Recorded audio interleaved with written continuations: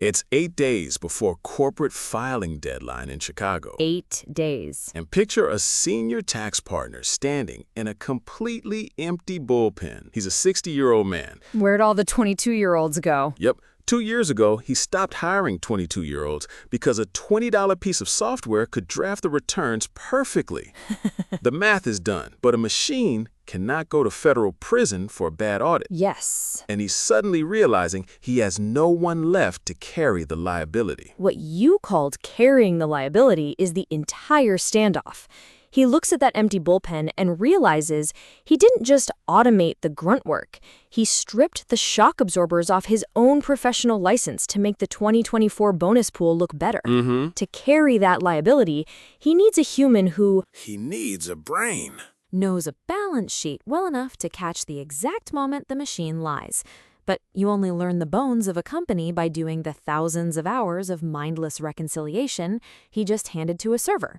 Now, it's October 7th. He's got 8 days. He can't sign the filings himself because he hasn't looked at raw ledger data in a decade, so he has to buy a human shield from the firm across the street. He is walking over there with a blank check to bid on a ghost. Yep. The firm across the street bought the same $20 subscription on the exact same Tuesday, and their floor is just as empty. So he finds the one anomaly in the whole city, a savant. 26 who spent the last 2 years at the IRS doing manual audits because the big firms froze him out in 2024. That kid sits down, he looks at a 60-year-old partner sweating over a ticking clock, and he realizes he's not being interviewed, he's holding a hostage. And he knows it. The partner can't sign the filing, and the client will fire the firm if they miss the deadline. The kid doesn't ask for $100,000. He doesn't. He asks for a piece of the partnership. And he doesn't get it.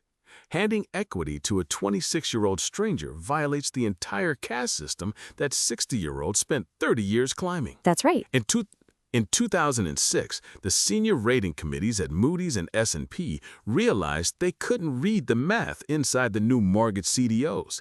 If they admitted they didn't understand the models, the banks would walk the fees over to Fitch. Wait, this actually happened? This was arguably the proximate cause of the financial crisis.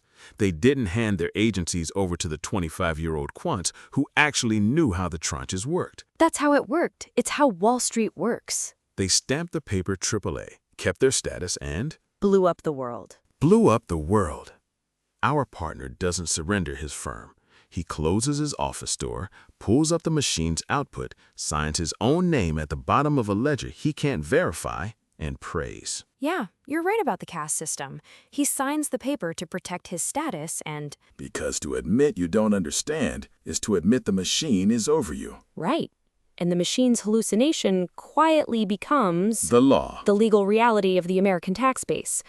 Play that out for me when 10,000 corner offices make that exact same choice on October 15th. In 2010, the American foreclosure machine jammed because the banks realized they'd lost the actual paperwork for millions of homes. The law required a human to verify the chain of title. So they built a boiler room in Georgia where teenagers forged the name Linda Green on hundreds of thousands of affidavits. She was simultaneously listed as the vice president of 20 different banks. One guy testified to signing 5,000 documents a day because they had to hand the machine the human shield it required. When your 10,000 tax partners sign those returns on October 15th, they don't think they're committing fraud. They are becoming Linda Green. They are providing the exact compliance theater the state demands. And the IRS will accept it because challenging the machine's math requires a human examiner who knows how to trace a raw ledger. The commissioner. They stopped hiring that person. The commissioner in Washington stopped hiring 22-year-olds on the exact same Tuesday. So what do I watch? Watch the Treasury's penalty receipts next April. If corporate audit finds flatline, then the commissioner quietly accepted the theater. And it stays. The hallucination stays the legal reality because neither side has the people to afford the truth. If neither side can afford the truth is just an arbitrage. The only human left who knows how to trace a raw ledger is that kid. that 26-year-old you just turned away, and now he's sitting at a short fund in Greenwich. He doesn't want the Chicago partnership anymore. Gone. He can afford the truth. He can afford the truth. He buys the exact same software, finds the specific hallucination it uses to hide a liability, and shorts the client the minute your 60-year-old signs the paper. The partner caps the pen. He looks through the glass at 50 empty desks and thinks the silence means he survived the deadline. He has no idea he just became the counterparty. He survived the deadline. The kid holding the short doesn't have a clock at all.